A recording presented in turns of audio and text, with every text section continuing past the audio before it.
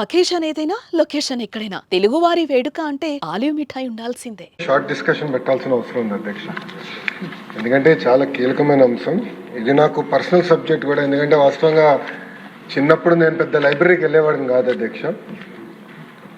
కానీ ఈరోజు దేవాంశం చూస్తే పెద్ద ఎత్తున పుస్తకాలు చదువుతాడు అధ్యక్ష. ఆ అలవాటు అనేది బ్రహ్మని నేర్పించింది.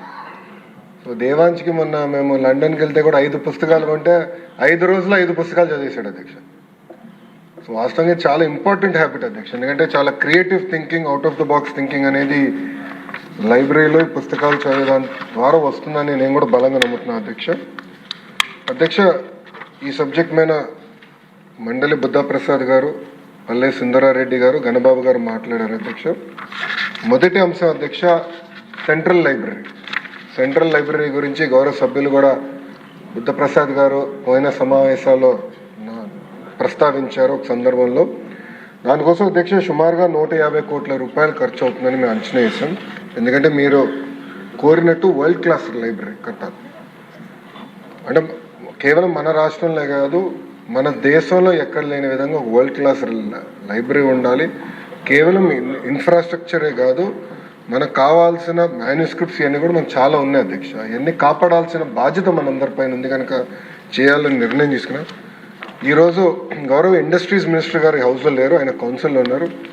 టీజీ భరత్ గారు నేను ఇట్లానే సింగపూర్లో మాట్లాడుతున్నప్పుడు ఆయన పర్సనల్గా తీసుకుని శోభా డెవలపర్స్ అని వరల్డ్ వైడ్ వాళ్ళు ఉన్నారు అధ్యక్ష. వాళ్ళు యాక్చువల్లీ ఆంధ్రాకి సంబంధం లేని వారు.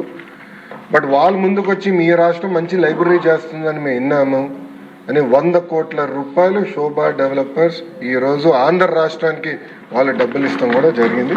ఇది వచ్చే 4 సంవత్సరాలు మేము ఖర్చు పెడతాం. మిగతా డబ్బులు రాష్ట్ర ప్రభుత్వము దాతలు జోడించి ఒక వరల్డ్ క్లాస్ లైబ్రరీ ఏర్పాటు చేస్తామని ఈ సభాముఖంగా నేను మీకు హామీ ఇస్తున్నాను. ఈ రోజు నుంచి కరెక్ట్గా 24 నెలలు టార్గెట్ పెట్టుకుని గౌరవ స్పీకర్ గారి సమక్షంలో ఓపెనింగ్ కూడా చేద్దామని గౌరవ సభ్యులకి నేను తెలియజేస్తున్నాను. రెండో అంశం అధ్యక్ష, వాస్తవంగా మనం ఒక్కసారి చూస్తే గౌరవ సభ్యులు చెప్పినట్లు పుస్తకాలు కొనుగోలు అనేది వాస్తవంగా సరిగా జరగట్లేదు. నేను డిపార్ట్మెంట్కి ఏం చెప్పానంటే అనేక గ్రేడ్ లైబ్రరీస్ ఉన్నాయి. అంటే గ్రేడ్ 1, గ్రేడ్ 2, గ్రేడ్ 3 లైబ్రరీలు ఉన్నాయి, జిల్లా గ్రంథాలయాలు ఉన్నాయి, రీజనల్ లైబ్రరీస్ కూడా ఉన్నాయి. అసలు ఒక్కొక్క లైబ్రరీలో మినిమం బుక్స్ ఏమేమి ఉండాలి అది నాకు క్లారిటీ ఇవ్వండి.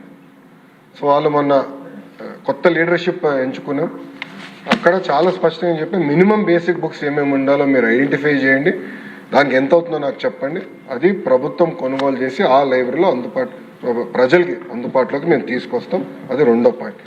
కానీ అది టెక్నాలజీతో కూడా జోడిస్తాం అధ్యక్ష. ఈ 100 రోజుల్లో ఆల్రెడీ యాప్ మేము డెవలప్ చేసాం, 100 రోజులు లాంచ్ చేస్తాం.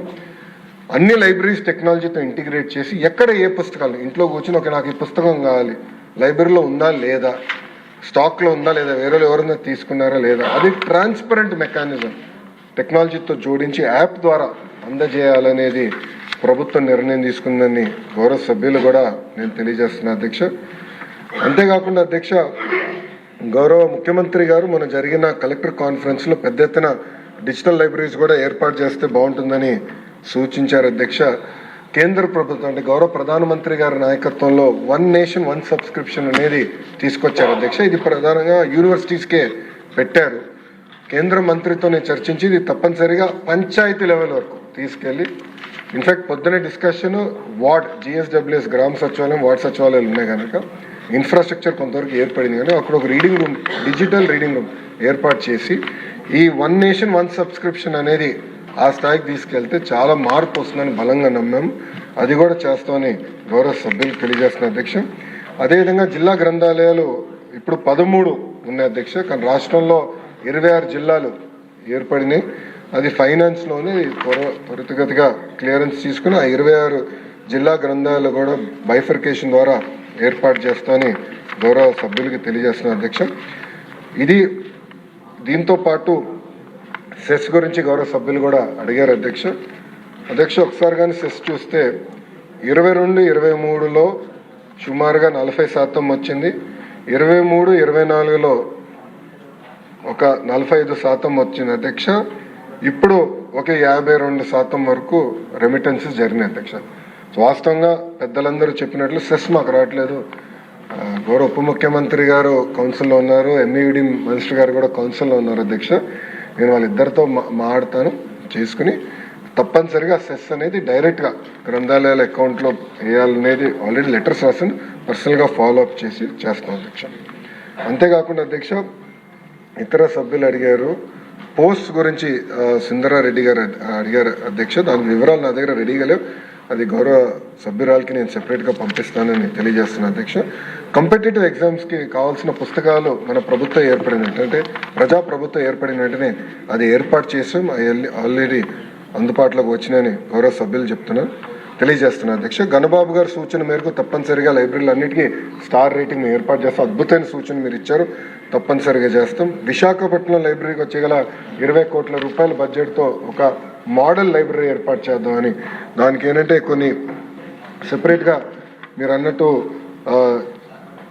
చిల్డ్రన్ కార్నర్ ఒకటి, యంగ్స్టర్స్కి ఒకటి, ఏజ్డ్ రీడర్స్ ఒకటి, టెక్నాలజీ కావాల్సిన డిజిటల్ యాక్సెస్ ఏర్పాటు చేసేదానికి, కేవలం పుస్తకాలుతో పాటు అదొక ప్లేస్ ఆఫ్ కాంగ్రిగేషన్, కమ్యూనిటీ కలిసి అందరూ కులం మతం ప్రాంతం అతీతంగా అందరూ వచ్చి కూర్చుని ఒక యాక్టివిటీ కూడా చేసుకునేటట్టు మేము ఆ సెంటర్ని రూపొందిస్తామని గౌరవ సభ్యులకి నేను తెలియజేస్తున్నాను అధ్యక్ష.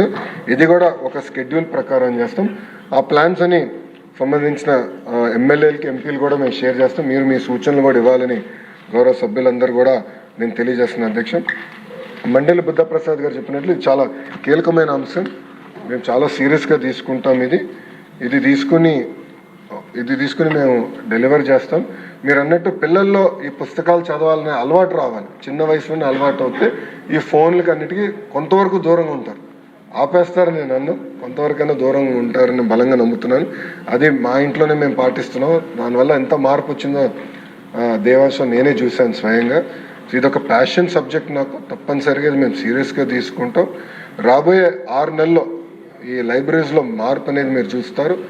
మంగళగిరి నియోజకవర్గంలో ఒక మోడల్ లైబ్రరీ, ఎందుకంటే నేను కూడా అన్ని 175 నియోజకవర్గాల్లో ఒక మోడల్ లైబ్రరీ కూడా ఉండాలని ఒక నిర్ణయం తీసుకున్నాం. దానికి ఎలా ఉంటే బాగుంటుంది అనేది మంగళగిరిలో మేము ఆల్రెడీ ఏర్పాటు చేస్తున్నాం. ఎండ్కి వచ్చింది వర్క్, అక్టోబర్లో మేము ప్రారంభిస్తాం.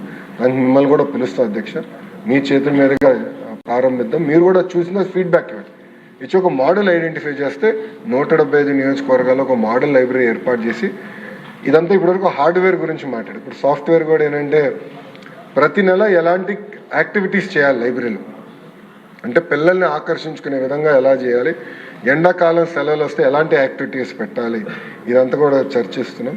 కార్టూనిస్ట్ కూడా మేము కలిసాం అధ్యక్ష. గతంలో కార్టూనిస్ట్గా పనిచేసిన వారిని కూడా కలిస్తే చాలామంది అదొక యాక్టివిటీ ప్యాషన్గా చేస్తారు, అంటే కార్టూన్స్ గీస్తాం, మనం అదేవిధంగా కామిక్ బుక్ స్ట్రిప్స్ తయారు చేస్తాం అనేది ఒక ప్యాషన్గా చేస్తారు అదే. సో ఎండాకాలం సెలవులప్పుడు ఆ యాక్టివిటీ కూడా లైబ్రరీస్లో ఏర్పాటు చేద్దాం. అంటే టెక్నాలజీ నుంచి దూరంగా తీసుకొచ్చి పిల్లల్ని టైం టు టైం ఇలా ఇన్నోవేటివ్ మెకానిజమ్స్ ద్వారా లైబ్రరీలో యాక్టివేట్ చేయాలి, వాళ్ళ క్రియేటివ్ థాట్ ప్రాసెస్ యాక్టివేట్ చేయాలని ఒక లక్ష్యంగా పెట్టుకునే అధ్యక్ష. ఇది కూడా ఒక స్కెడ్యూల్ ఆల్రెడీ వేసాం, ఆ స్కెడ్యూల్ కూడా గౌరవ సభ్యులు 3కి మేము పంపిస్తాం. దానిపైన మీరు మీ ఫీడ్బ్యాక్లు ఇవ్వండి, టైం టు టైం సూచనలు ఇవ్వండి. కానీ మీరు అన్నట్టు ఒక మాట చెప్పాలంటే మనం పట్టించుకోలేదు గతంలో లైబ్రరీస్ గురించి. ఇది సీరియస్గా తీసుకోవాల్సిన అవసరం ప్రభుత్వం పైన ఉంది. తప్పనిసరిగా మీ అందరి సూచనల మేరకు ఇది ఒక మోడల్, దేశానికి ఒక మోడల్గా రూపొందించే బాధ్యత ప్రభుత్వం తీసుకుంటుందని గౌరవ సభ్యులు తెలియజేస్తారు. Thank you. Question number 869.